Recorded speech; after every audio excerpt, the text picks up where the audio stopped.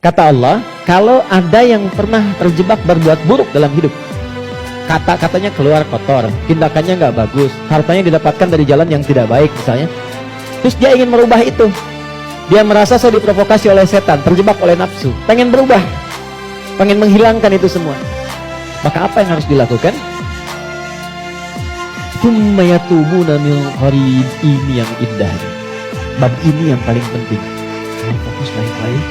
Ini yang paling penting dan ini yang paling dahsyat yang bisa kita dapati saat ini. Tsumma yatubuna min qarib. Jadi kalimat ini dihapus dulu, biarkan dulu sini. Teman-teman, gini. Kemudian saat dia sadar itu salah, dia bergegas ingin segera memperbaiki. Kalimat ini menjadi mahal karena ada informasi di dalamnya dan ini rahasia. Mohon menjadikan antara kita saja dari dunia. Perhatikan kalimatnya. Pernyataan. Maaf. Seburuk-buruknya perbuatan yang pernah dikerjakan oleh manusia, rahmat Allah menjadikan setiap manusia itu selalu mendapat kesempatan cahaya untuk kembali. Karena itu, seburuk apapun perbuatan yang pernah dilakukan, pasti akan ada kilatan di hati kita yang mengingatkan, apa masih mau begini terus? Bisa nggak saya berubah? Pernah nggak merasakan itu? Ya, bisa nggak saya tahajud malam? Bisa nggak saya sholat? Sampai kapan saya mau begini? Nah, itu yang mahal. Kadang-kadang datangnya lewat renungan, kadang-kadang datangnya lewat pandangan.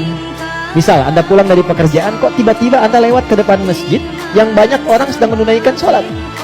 Tiba-tiba Anda lewat ke pesantren yang anak-anak kecil sudah bawa mushaf, pengen menghafal. Sudah melihat kan? Pertanyaan saya, kok bisa Anda lewat situ padahal bisa melalui jalan yang lain?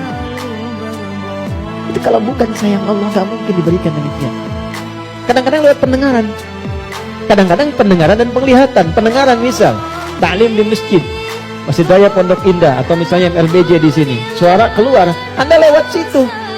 Begitu Anda lewat, terdengar kalimat bertobatlah kepada Allah sebelum kita semua wafat.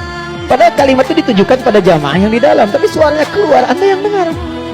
Kok bisa Anda dengar itu? Kadang-kadang pendengaran dan penglihatan. Anda pengen lihat YouTube, ngecek yang lain, tapi yang keluar pengajian. Yang paling dahsyat jawaban dari pertanyaan Anda selama ini.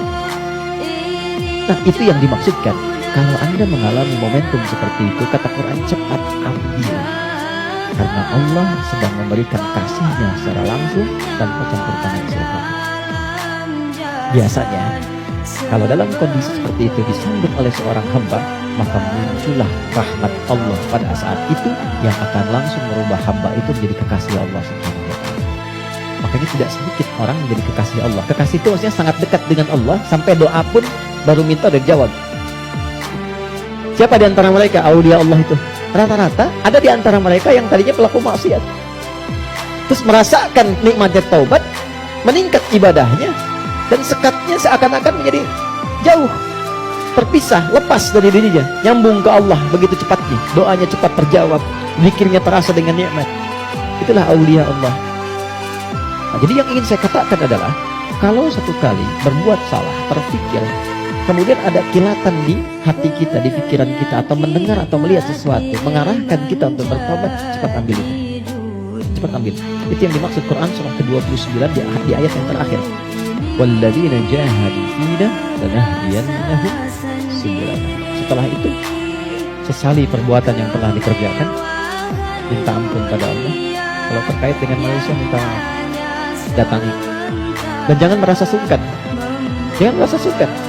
Kenapa berani berbuat salah tapi tidak berani meminta maaf? Datangi, minta maaf. Apapun yang ia lakukan, kata-kata dan sebagainya, tidak akan pernah mengambil hak Anda, tidak akan mengambil kesempatan Anda, waktu Anda, tapi membebaskan semua sekat yang ada dalam jiwa kita. Tapi kalau orang lain yang salah, maafkan dulu.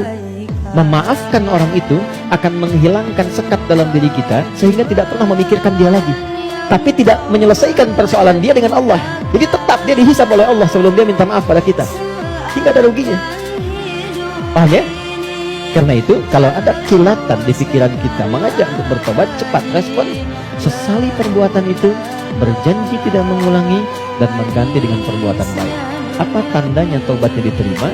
Tandanya semua perbuatan yang jelek yang pernah keluar dari lisan, dari mata, dari telinga sampai ujung kakinya, misal, maka berganti menjadi perbuatan baik. Itu tandanya hamba itu diterima taubatnya oleh Allah Subhanahu